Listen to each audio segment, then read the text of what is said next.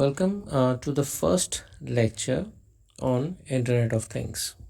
Well, the term IoT was first coined by Kevin Astom in the year 1999.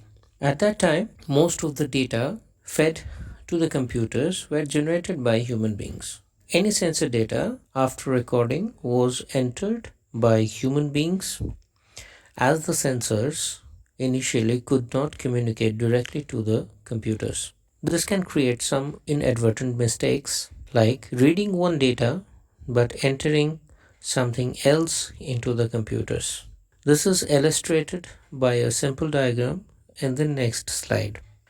Now suppose we have a thermometer, it's a mercury thermometer, and a person here is with a computer. These are the sensors basically used to measure the vital statistics of human health. Now, a person with a computer is actually feeding the vital statistics of human health into a computer system, basically built to take care of patient details. The person records the analog temperature and feeds that into the computer system. Similarly, the person takes the blood pressure measured by sigma-manometers and then feeds that into the computer system. Similarly, an oximeter is used, a visual indication of the heart rate and the blood oxygen saturation level, and that will be entered by the person with the computer. If the person records one of the information and enters something else into the system, since these are vital stats of human health, it can lead to a disastrous situation where a person can be given wrong medicine based on the vital stats. So, why not remove the human intervention or limit the human intervention so that the information or the data, the sensors, can directly be fed into the computer systems. So it is the best way where we will feed the data directly from the sensors to the computing system without the intervention of human beings. So let us consider sensor 1. It is sending an information to the computer, but there needs to be an interfacing device which will understand the data provided by the sensor and then it will communicate that to the computing system.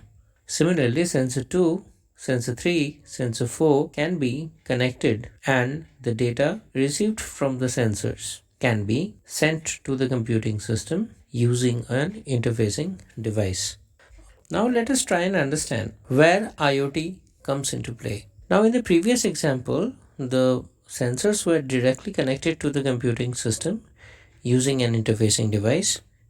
But in this case, the example that I'm taking here is a tank which is connected with a pipe which is feeding water into it, and we have to somehow monitor the water level in the tank. The pipe which is feeding water into the tank is equipped with a valve, and that particular valve can be operated by a wheel gear which can be operated manually by a human being to close and open the valve. It is also equipped with a motor and certain switches which can again open or close the valve.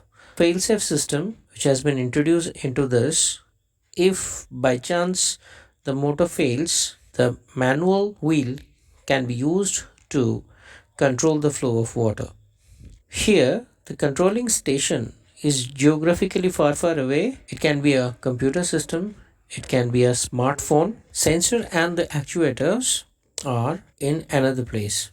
The basic purpose of the smart sensor is to sense the water level inside the tank. Now when the water is increasing, the smart sensor will sense the level of it, and when it reaches a predefined level, the sensor will send the information to the controlling system using the internet service. When the sensor and the controlling stations are connected via internet, we can actually call that a fog network or a things which are being connected together using internet.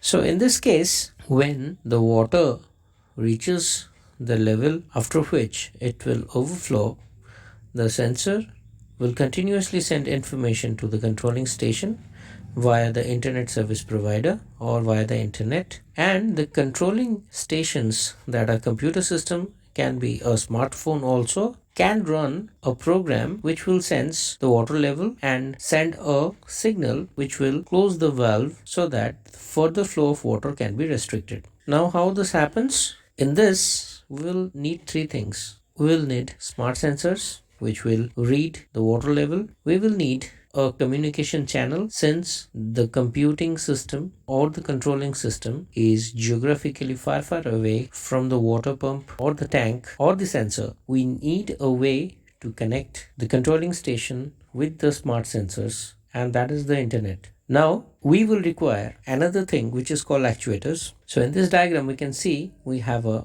basic electrical actuator which is having a manual hand wheel as well as an electric motor. Now in this actuator we have a gear system which lowers the valve and pulls it up when the gears are rotated, and there are two switches which monitors whether the valve is closed or it's open. The actuator will require three things. One is the electrical power which will be used to drive the motors. It will require a command which will be coming from the computer controlled systems, and it will give out a signal which will actually turn the motor, and in turn it will turn the gear to lower the valve or open the valve. In this figure we can see there are two switches. So if the motor is turning to lift the valve up, this black lever will also get up, and once it reaches a level where the valve is totally open and presses this particular switch, the motor stops. If we do not stop the motor, then the gear will continuously turn and it may create a fault in the mechanical system.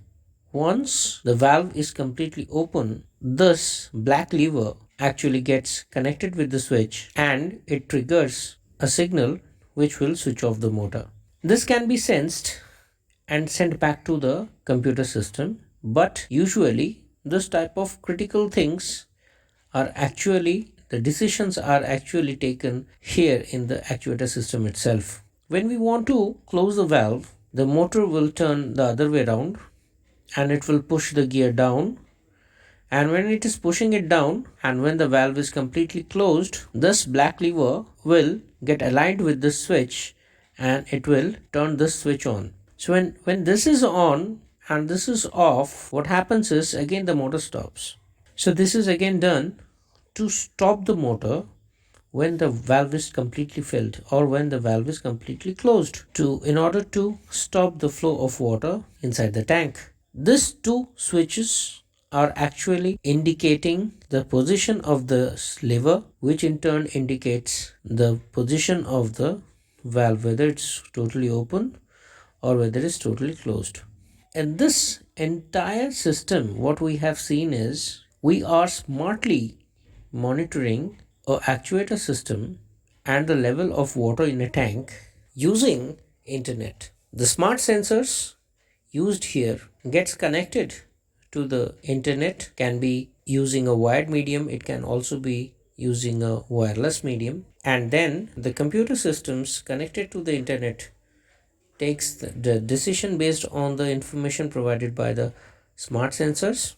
It can then switch on or switch off the actuator motors to allow the water to flow into the tank or stop the water from flowing into the tank. So this is a very simple example where we can actually connect different type of things. Here things means computer systems, sensors, actuators to each other using internet. Now so far the definition of IoT goes, it has been proposed by ITU, it is the International Telecommunication Unit, a United Nations agency. Therefore the IoT is defined as the global infrastructure for the information society, enabling advanced services by interconnecting physical and virtual things based on existing and evolving interoperable information and communication technologies. In this diagram, we can see it is anytime communication. That means whether it's day or night or on the move, it is always connected. It is a any place communication.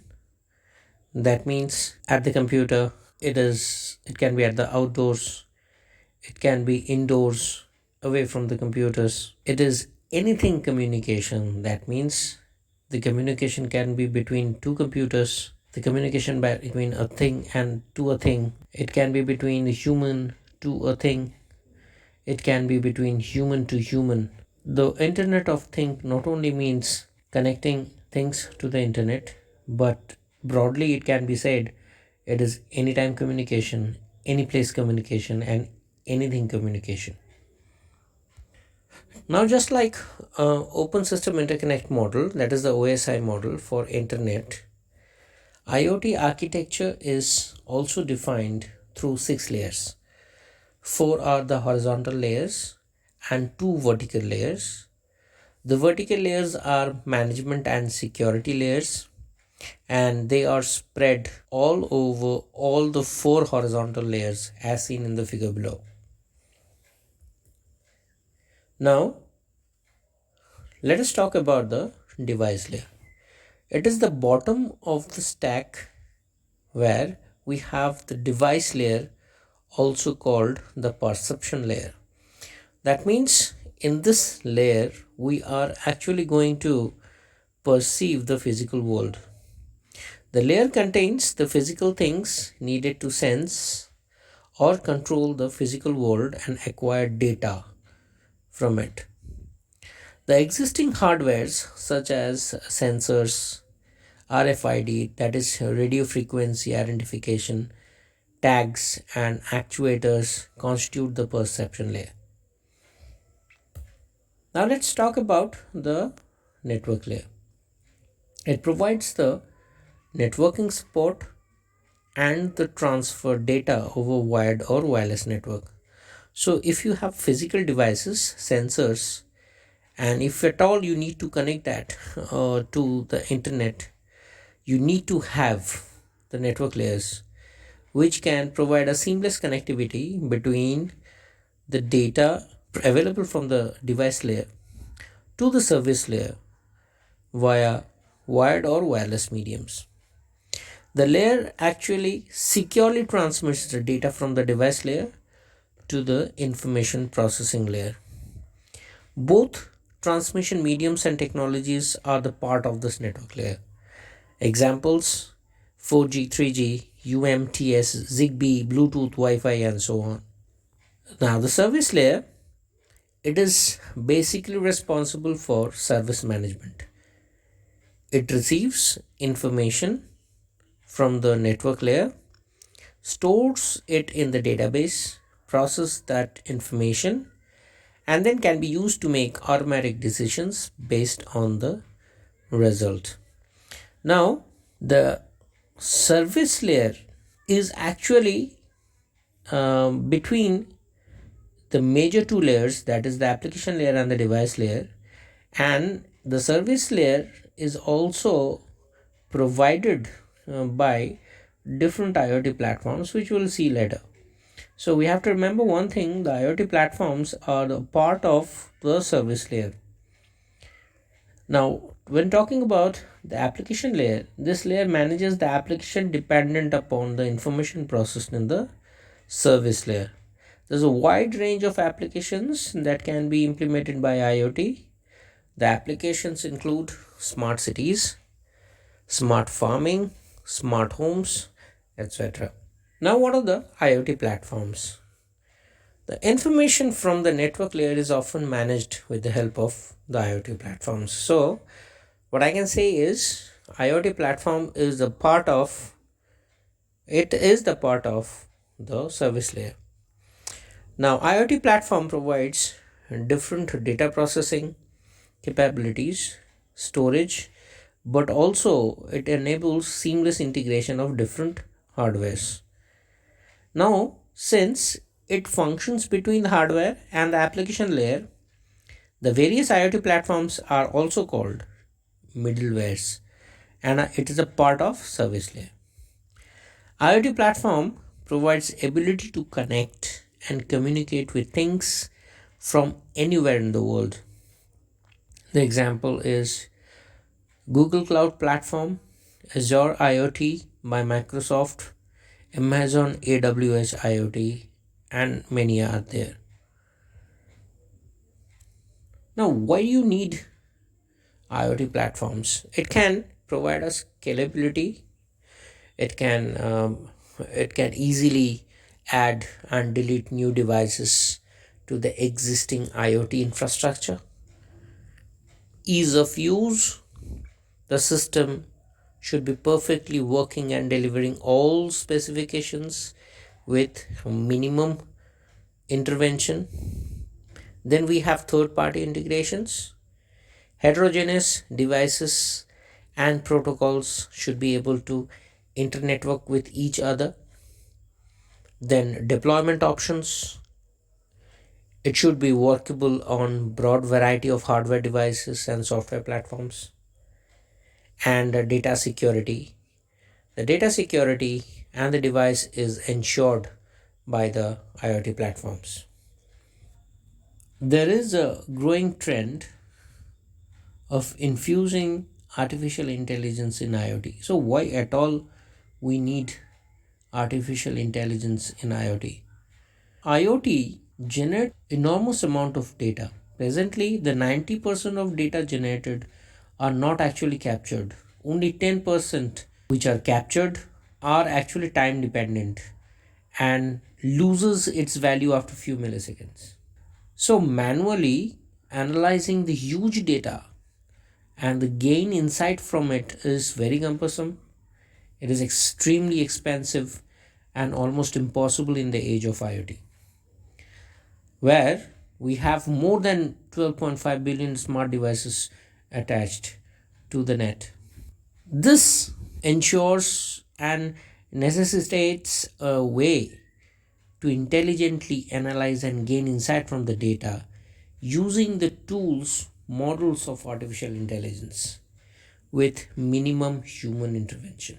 The artificial intelligence is the bigger picture, and machine learning is a part, and deep learning is the subset of machine learning, in which artificial neural networks adapt and learn vast amount of data. Now, if you see into this picture, if we talk about artificial intelligence, we have seen Amazon purchase predictions.